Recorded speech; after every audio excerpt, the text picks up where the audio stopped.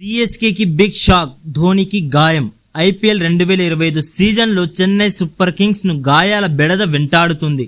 ఇప్పటికే కెప్టెన్ రుతురాజ్ గైక్వాడ్ మోచేతి గాయంతో ఈ సీజన్ మొత్తానికి దూరమవగా మహేంద్ర సింగ్ ధోని మళ్లీ జట్టు సారథ్య బాధ్యతలను చేపట్టాడు.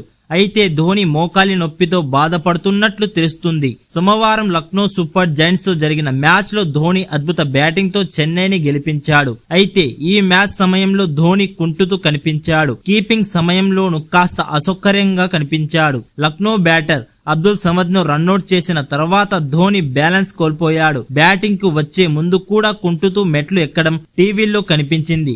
ధోనికి మోకాలి నొప్పి ఉన్నట్లుందని కామెంటర్స్ కూడా అన్నారు. సింగిల్స్ తీయకుండా భారీ షాట్స్ ఆడిన ధోని జట్టుకు అద్భుత విజయాన్ని అందించాడు.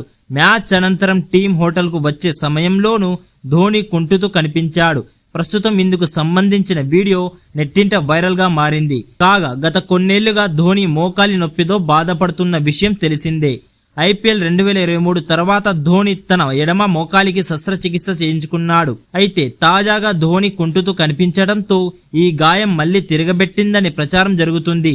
అయితే ధోని గాయంపై సిఎస్కే మేనేజ్మెంట్ ఎలాంటి ప్రకటన చేయలేదు.